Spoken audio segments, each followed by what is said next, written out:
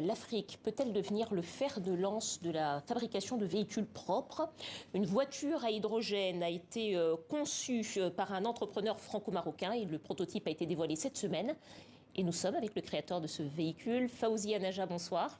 Bonsoir. Bravo d'abord. Et puis bienvenue sur le plateau du Journal Afrique. Alors vous êtes le fondateur de la société Namix, c'est comme ça qu'elle s'appelle. Et vous avez créé cette voiture qu'on voit à l'écran. La Namix, c'est une voiture à hydrogène qui a été fabriquée donc par votre société, présentée en Europe. Comment est-ce qu'elle fonctionne cette voiture? Alors, cette voiture, elle fonctionne, c'est avant tout une voiture électrique. Une voiture hydrogène, c'est une voiture électrique. Sauf qu'elle a la place d'avoir une batterie, une grande batterie qui est très lourde. On a une pile à combustible qui produit elle-même son électricité en mélangeant, je résume facilement, de l'oxygène et l'hydrogène. Et on produit de l'électricité et la voiture ne rejette que de l'eau, finalement. Donc c'est une voiture qui est absolument pas polluante. Peut-être en quelques mots, les atouts pour l'environnement de ce type de véhicule. Le sujet, il est là, c'est qu'avec, grâce à l'hydrogène vert, l'hydrogène produit grâce à des énergies non renouvelables, nous avons une consommation réellement propre de A à Z. Et pas seulement juste sur l'utilisation. On a surtout un point important, c'est l'autonomie. Aujourd'hui, avec les véhicules hydrogène, on peut avoir une autonomie, blague pour notre véhicule, le HUV, de près de 800 km. Et le point principal, c'est le temps de recharge. Aujourd'hui, c'est un point assez crucial. On est sur 3 à 4 minutes pour un temps de recharge, donc très différent des véhicules à batterie classiques. Et grâce à cette technologie-là, on peut ouvrir de nouveaux horizons. Et les inconvénients? Les inconvénients aujourd'hui, c'est qu'il n'y a pas encore assez de constructeurs hydrogène et qu'on doit développer un nouveau écosystème pour réduire les coûts de production également et qu'on puisse offrir à un maximum de personnes dans le monde cette technologie-là. Donc il faut développer. Évidemment, toute technologie a un inconvénient, mais à ce jour, l'hydrogène apporte de nombreux avantages. D'accord. Et il y a plusieurs technologies pour ce qu'on appelle les véhicules propres. Il y a l'hydrogène, on peut parler aussi de l'énergie solaire, on peut parler des véhicules électriques, des biocarburants éventuellement. Pourquoi est-ce que vous avez fait le choix de développer une voiture à hydrogène parmi toutes ces technologies possibles? Aujourd'hui, évidemment, les véhicules à batterie aujourd'hui ont pour moi beaucoup trop d'inconvénients et ne correspondent pas à tous les usages. Il faut bien comprendre que... Lesquels inconvénients? L'usage aujourd'hui, le temps de recharge qui est assez long, l'autonomie, il faut savoir qu'un véhicule électrique à batterie, on parle... Pas rouler trop longtemps, il faut le recharger assez souvent, c'est ça? Pas trop longtemps et surtout quand on est sur des trajets longs, par exemple sur autoroute, on est sur des autonomies qui sont au maximum autour des 400 km. Un temps de recharge de 20 minutes avec des superchargeurs rapides, donc on est loin encore de la facilité de l'hydrogène. Et un point qu'on dit d'ailleurs chez nous, c'est qu'il faut tout changer pour que rien ne change.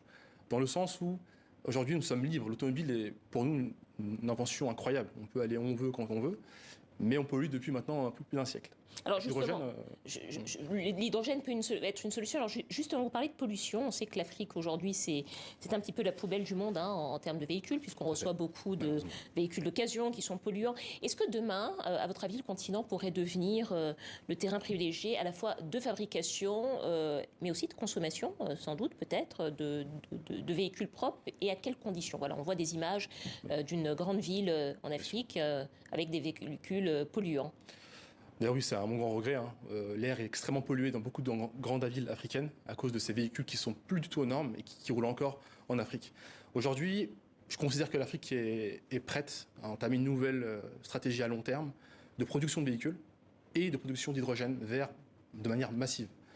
Aujourd'hui, par exemple, le Maroc est devenu le premier producteur évidemment d'Afrique en termes de véhicules, le premier en Méditerranée, et bientôt en train de passer d'autres étapes. On a énormément d'équipementiers, de sous-traitants, de fournisseurs, de constructeurs déjà implantés en Afrique. Et il est temps maintenant de développer nos propres marques et notre propre réseau de distribution avec ces véhicules. Alors, il nous reste moins d'une minute. Peut-être une dernière question en quelques mots. Économiquement, qu'est-ce qu'on peut attendre de ça, c'est-à-dire les retombées? Concrètement, un véhicule comme le vôtre, s'il était produit, fabriqué, vendu au Maroc, qu'est-ce que ça voudrait dire en termes d'emplois créés, en termes d'activité économique? Qu'est-ce qu'on est en capacité d'attendre? D'accord.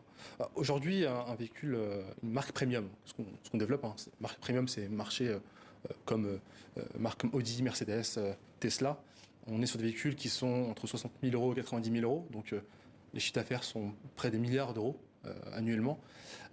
En termes d'emploi, si on compte l'aspect énergie, plus l'aspect production de véhicules et sous-traitants, on est pas loin des 400 000 emplois, rien qu'au Maroc avec les sous-traitants. Donc, vous imaginez que si on déploie cette vision à long terme sur l'ensemble du continent, c'est aujourd'hui le futur de l'Afrique. Et dernier point, on voit un développement de l'Afrique par des emplois vraiment qualifiés et pas des emplois non qualifiés. On veut développer des technologies et que dans l'histoire, une première fois, on puisse produire des véhicules haut de gamme, technologiques, exportés vers l'Europe ou les USA.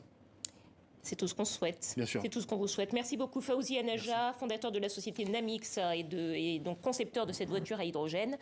Merci à vous. Merci à vous également.